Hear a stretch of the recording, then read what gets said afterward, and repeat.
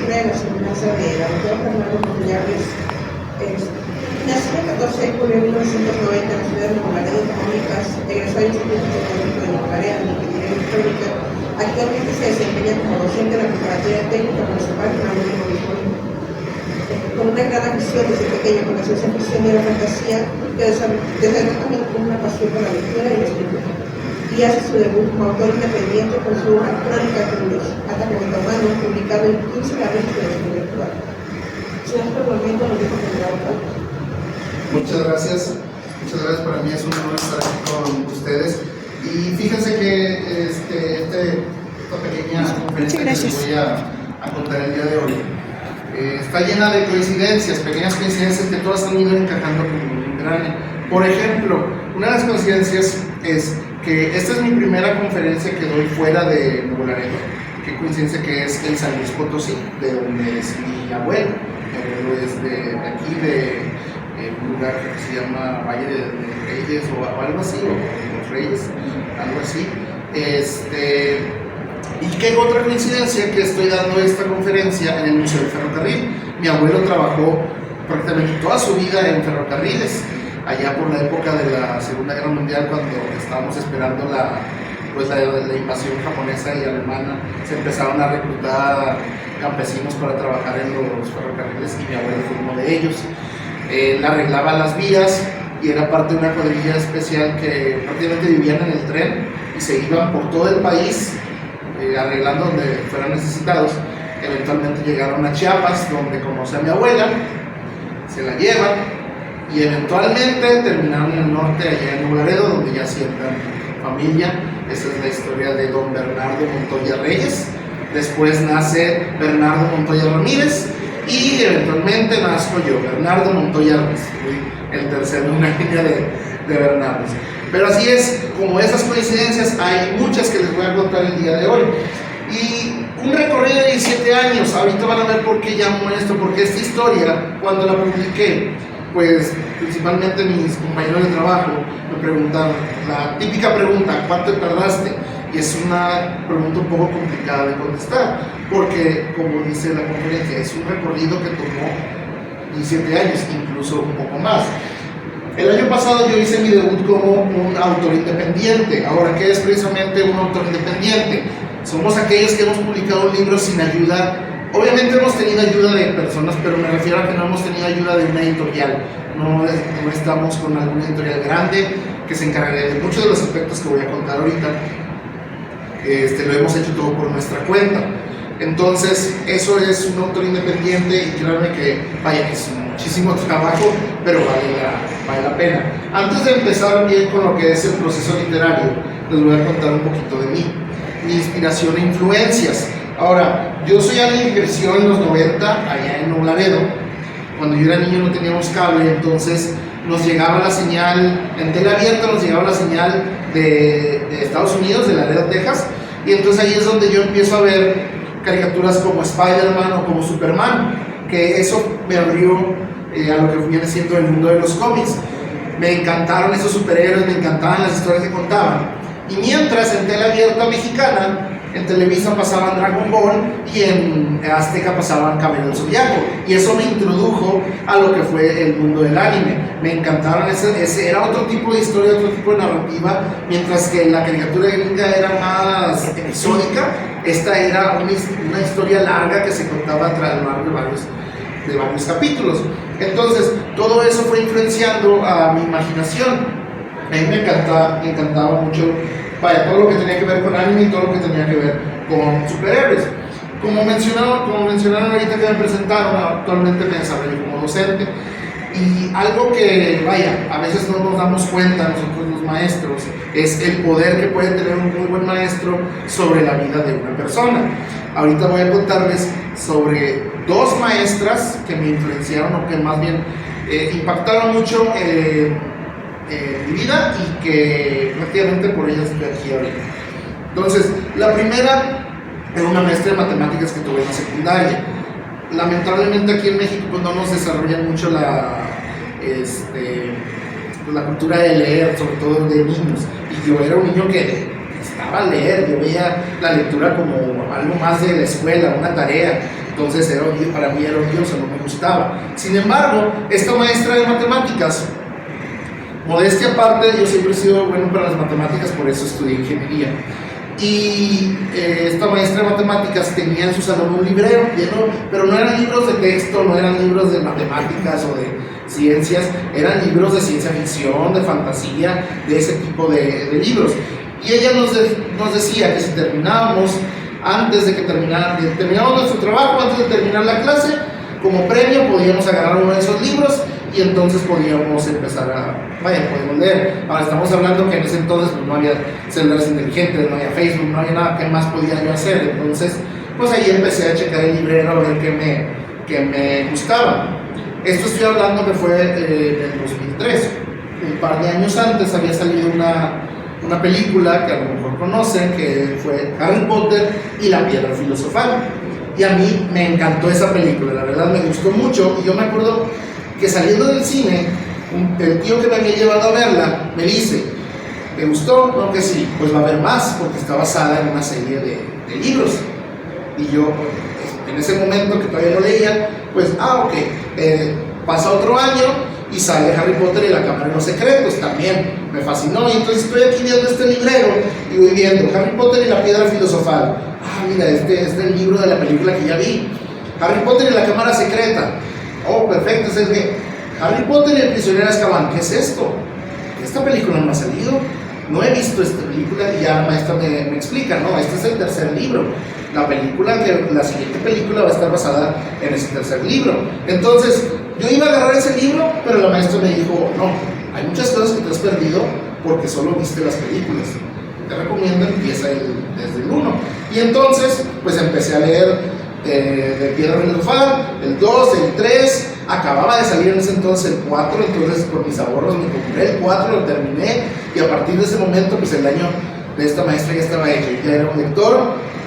Terminé, era esperar a que se diera el siguiente libro, y mientras esperaba, pues entonces empecé a ver qué otras series leía, y créanme que me fascinó mucho. Y eso causó que J.K. Rowling, la autora de estos libros, fuera de mis inspiraciones y mis ídolos literarios. A mí me encantó mucho la forma en la que escribía Harry Potter, y que ella desde un inicio planeó que su libro iba a ser una saga. Piedra Filosofal lo podíamos leer y disfrutar como un libro individual, pero a su vez es parte de una historia completa que la autora planteó cosas, a veces menciones que vemos casi sin importancia, pero que en libros más adelante nos fuimos dando cuenta que eran muy relevantes. Incluso hay cosas que mencionan desde el libro 1 que toman relevancia en el 6 o en el 7, y eso me encantó de la forma que J.K. Rowling ya tenía planeado toda la historia desde un inicio. Entre otros libros que leí, hubo otro autor que me gustó mucho, que fue Dan Brown. Él pues no es tan conocido como J.K. Rowling, pero sí tiene unos libros un poco conocidos que ya los hicieron película, como Ángeles y Demonios, Código Da Vinci, Símbolo Perdido, entre otros, que esos también son parte de una saga, pero esta saga, a diferencia de Harry Potter, no está tan ligada, o sea, son historias independientes que lo único que los liga es el personaje principal. Pero lo que a mí me encantó mucho de su escritura es que tomaba teorías de conspiración que rondan por el internet, datos históricos reales que uno puede confirmar, y la propia narrativa de la historia que él quería contar, y juntando esas tres cosas él creaba una historia muy, muy entretenida. Entonces, pues principalmente toda esa historia está situada en nuestro mundo, porque a diferencia de Harry Potter, que sí ocurre en nuestro mundo, pero es más como un mundo oculto, el mundo mágico, las historias de Dan Brown están situadas en nuestro mundo real, personas reales, nuestra historia real. Entonces a mí me gustaba mucho eso, y entonces pues gracias a estos dos autores se fue desarrollando pues cierta narrativa que yo tenía para mi imaginación. Pero aquí es donde entra otra maestra que marcó mi vida. Y vaya, ella era una maestra de lengua. Una de sus asignaturas era escribir una historia. Nos pidió que escribiéramos una historia corta, 2 cuartillas, era una asignatura. Pero al momento que yo empecé a escribí, pues más ideas y más ideas y más ideas se me venían a la cabeza. Y esa asignatura que debía ser 2 cuartillas terminó siendo de 10 cuartillas. La maestra, obviamente, no sabe lo que creó en ese momento, pero en ese momento el escritor en mí ya había nacido. Para eso entonces yo tenía apenas 14 años. Pero conforme fue pasando el tiempo, pues se me vino a la mente, bueno, esa historia podríamos considerarla como el precursor de este libro, pero conforme fueron pasando los años, se me vino a la mente más ideas y más ideas y más ideas, y ahí aquí es donde empieza el inicio de Crónicas de un Dios. Cuando yo tengo en el 2007 17 años, es donde empieza y todo empieza con una idea. Ahora, desde un inicio, tal como J.K. Rowling, yo tuve ideado que esta iba a ser una saga. Entonces, hay 2 historias: la historia principal de la saga, pero también la historia particular de este libro. Empezando con la historia principal. Nuestra historia empieza hace 6000 años en otro planeta llamado Apocalipto, donde reinaba un malvado rey llamado Apocalipsis que llevó a su mundo a la destrucción. El único que pudo enfrentarlo se llamaba Crono, que era un hechicero de ese planeta. Lo derrotó, pero no lo pudo matar. Y el alma de Apocalipsis viaja por el cosmos y termina llegando al planeta Tierra. Crono lo persigue, llega aquí al planeta, pero él sabe que no va a poder enfrentarlo nuevamente, al menos él no en vida. Entonces, mediante un hechizo, él hace que su alma siga reencarnando para cuando eventualmente Apocalipsis vuelva a aparecer en nuestro mundo, pues la reencarnación de Crono pueda enfrentarlo. 1000 años después de que Crono llegó a la Tierra, él reencarna como un faraón egipcio llamado Ra, donde nuevamente enfrenta Apocalipsis. 3000 años después de eso vuelve a reencarnar como un emperador mexica llamado Quetzalcóatl, donde nuevamente vuelve a enfrentar Apocalipsis. Y 2000 años después de eso vuelve a reencarnar como un joven de Nuevo Laredo, Tamaulipas, llamado Benjamín. Para esto tenemos al personaje Blas Alucard, que es un empresario muy exitoso en ese momento, pero es convertido en el emisario de Crono.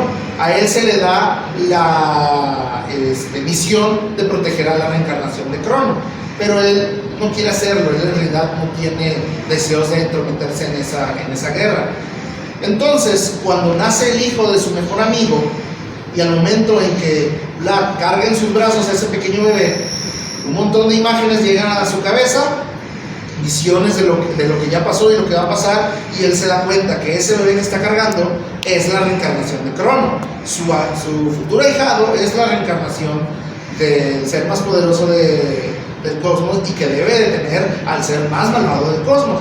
Entonces él desde ese momento cambia de opinión, decide que va a ayudar a su ahijado, y aquí es donde entonces entra nuestro personaje principal, que es Benjamín Montaño, un joven de Nuevo Laredo, friki, otaku, le gusta los superhéroes, la ciencia ficción, es un poco emo, un poco antisocial, etc. Él pues está destinado a salvar el mundo, pero también a su vez tiene como un espíritu, otro espíritu dentro de él, que se llama el ego, que podemos llamarlo como si fuera su lado malvado, su lado oscuro. Y ese lado oscuro, al momento que él obtiene sus superpoderes, pues ese lado oscuro lo convence: ¿por qué vas a ser un superhéroe? Tú no tienes intenciones de ayudar a la gente, no deberías ayudar a la gente. Es mejor que nos convertamos en un supervillano. Y él se convierte entonces en un supervillano bajo el nombre de Destructor. Y él empieza, pues como todo adolescente lo haría al tener superpoderes, pues empieza a ocasionar caos, a robar, etcétera, todo para su beneficio propio.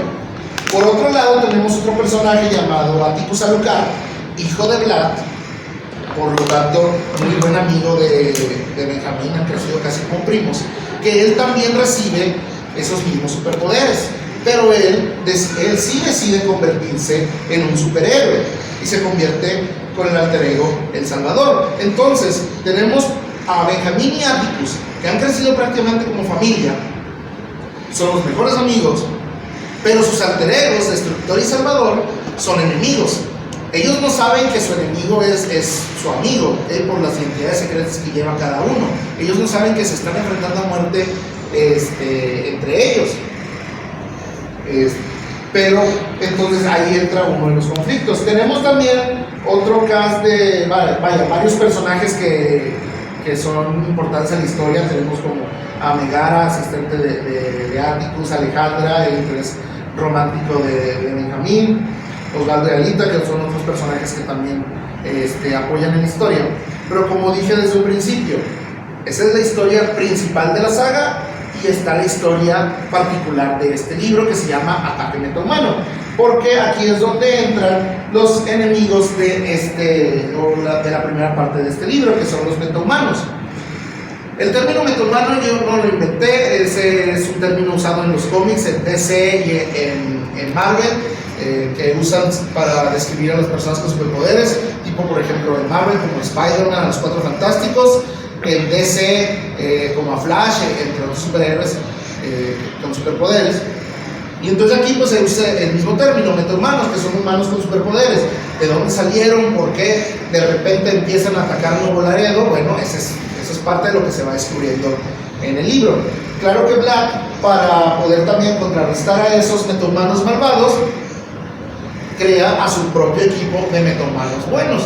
Y entonces, tanto ellos como Benjamín, alias el Destructor, y como Atticus, alias el Salvador, se tienen que enfrentar a esta amenaza, por eso se llama Ataque Metahumano, que ocurre, toda esta historia transcurre en las calles de Nuevo Laredo.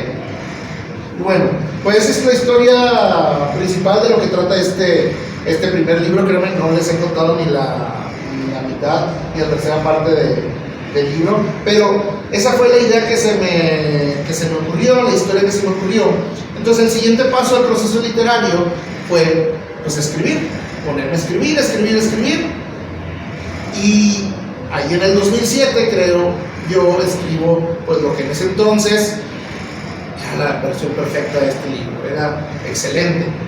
Pero luego pasan 2 años, ya maduré un poquito, ya estaba en la universidad, ya vivía solo, y pues esa versión que escribí a los 17 ya no me gustaba tanto.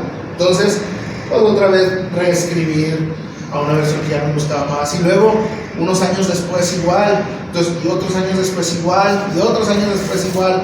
Entonces, claro, lo que sí puedo decir es que hay aproximadamente 4 o 5 capítulos del libro que se han mantenido exactamente igual a lo largo de cada reescritura que he hecho, pero fuera de eso todo ha cambiado, y aparte he tenido que ir actualizando cosas.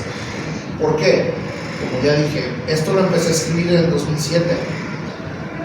No había teléfonos inteligentes, no había redes sociales, no había nada de eso que los adolescentes ahorita están pegados. Entonces mis personajes siguen siendo adolescentes. Hay un capítulo, por ejemplo, una escena en la que, en la versión original, pues una chica no había hablado con su amiga en una semana, aproximadamente 2 semanas, algo así. Lo cual, pues en ese entonces tenía sentido, ahora ya no tiene sentido. ¿Por qué? Porque las adolescentes están pegadas al celular. ¿Cómo era posible que esta chica ni por Facebook ni por WhatsApp haya hablado con su amiga? Pues ya no tenía sentido, tuve que ir actualizando esas cositas. Pero bueno, entonces, ¿por qué es que se tardó tanto? Bueno, porque en ese entonces, que les estoy hablando de 2007 en adelante, pues no era tan sencillo como ahorita publicar un libro. Yo traté de acercarme a editoriales, yo traté de entrar a concursos, pero pues era rechazo tras rechazo tras rechazo. Y así fueron pasando los años. Así fue pasando los años, que yo incluso ya siendo adulto, pues yo creí que ya ese sueño de publicar este libro pues ya había muerto, ya no iba a lograrse. Sin embargo, allá aproximadamente por el 2022 fue que tomé una decisión.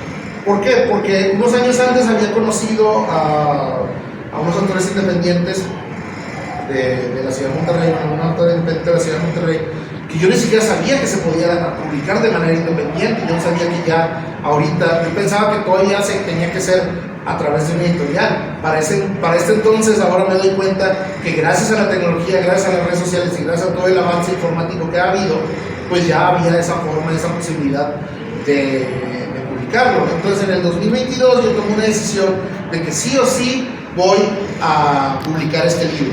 Sí o sí, así nadie lo conozca, pero yo por lo menos voy a cumplir ese sueño de poder publicar este libro.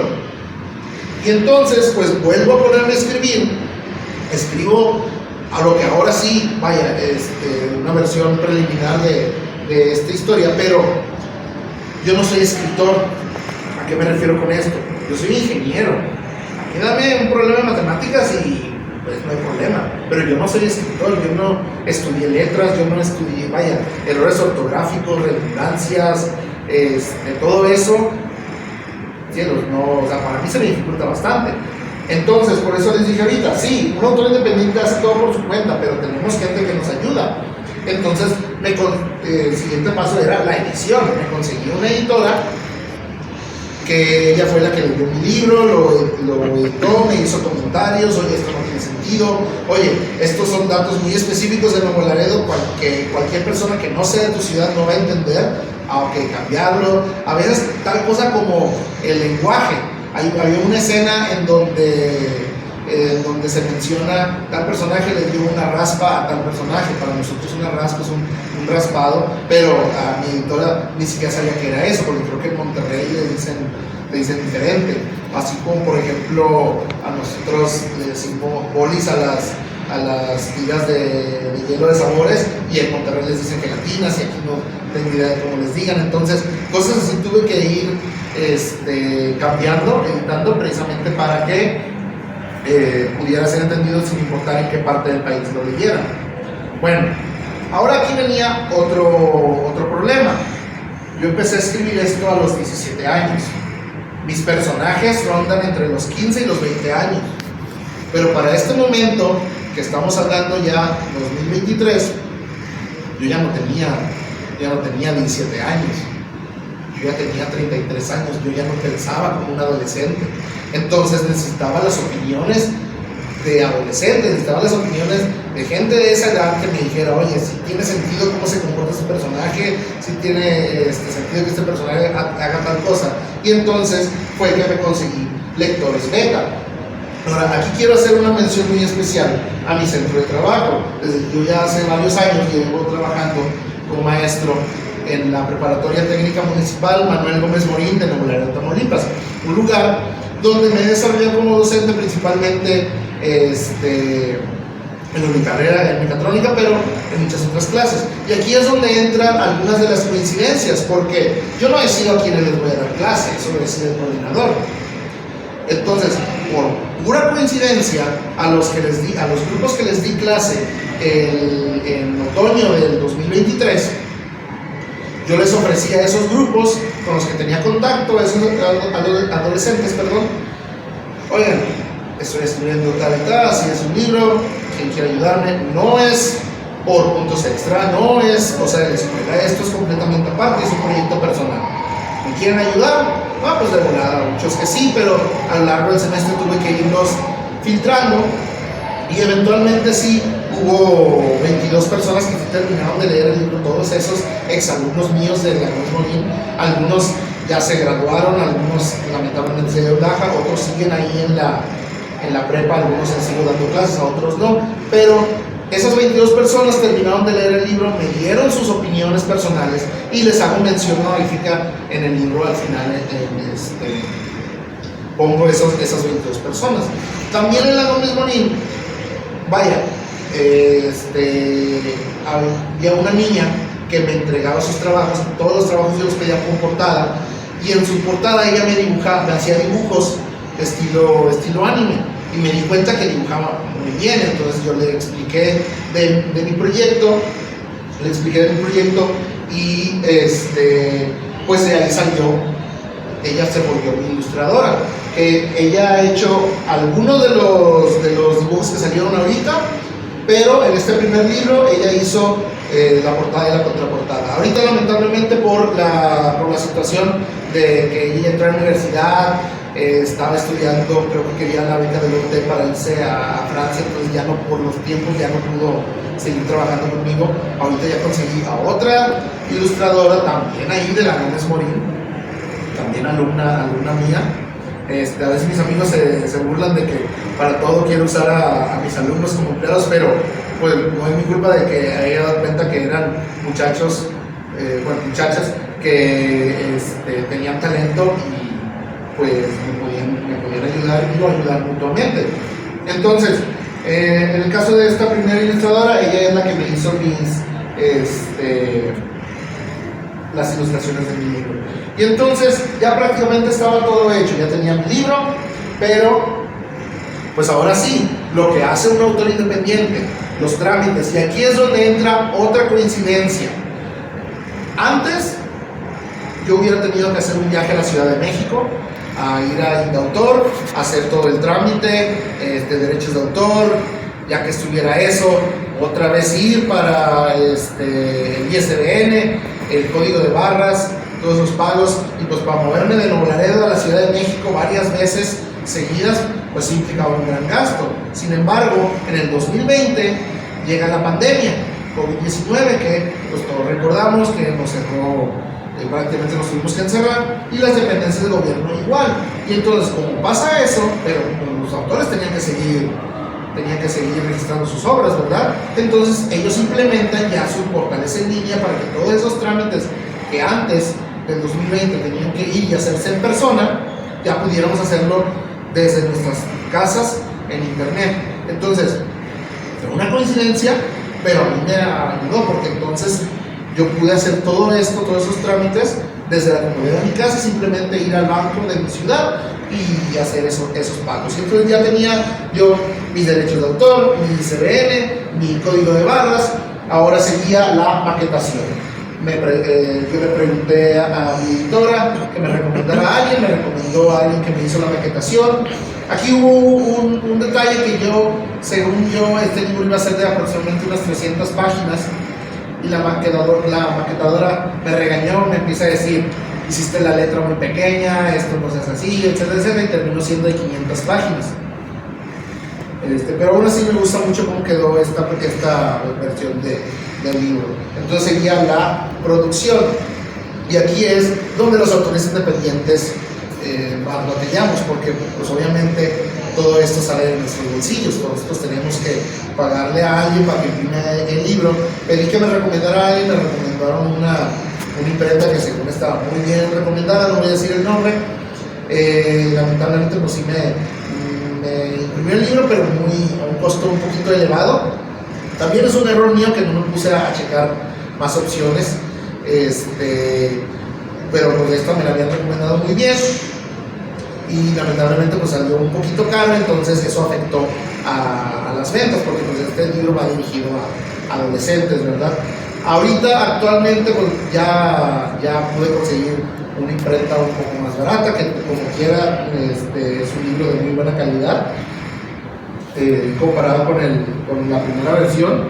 Entonces ya le pude bajar el precio, de como empecé vendiéndolo en 450, ahora está en 350. Pero bueno, entonces la producción tenía que ser completamente por mi parte. Y luego sigue la distribución. Bueno, hay que distribuir este libro, hay que venderlo. ¿Cómo lo podía vender yo? Bueno, por fortuna tuve unas librerías locales de la universidad que me apoyaron, y mi libro lo pueden encontrar en esas librerías. Un saludo para Libros Llama y para la librería Talamás de Nuevo Laredo, Tamaulipas. También está disponible en Amazon, en versión digital y en versión física, aunque la versión física el precio varía por el tipo de cambio del dólar. Pero bueno, entonces, y aparte pues ir a eventos como eventos de este tipo, que ahí es donde entra el siguiente punto, que es la promoción. La promoción, vaya, tengo que moverme. Igual, todas estas cosas que les acabo de mencionar, desde trámites, además desde edición, ilustración en adelante, todo eso se viene encargado de editorial. Pero como estoy como independiente, todo esto lo tengo que hacer yo. Entonces, promociones tengo que hacer yo, tengo que irme. Igual, nuevamente quiero mencionar que la preparatoria donde trabajo, Manuel Gómez Morín, ha sido muy accesible conmigo, al grado de que eventos que me han invitado ahí mismo en Nuevo Laredo, ellos me han dado permiso de ir, y ellos pues encargarse de cubrir mis grupos.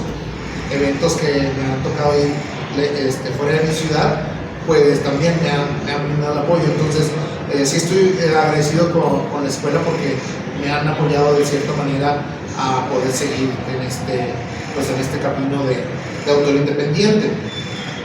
Y bueno, pues un poquito de mi historia. ¿Ahora qué?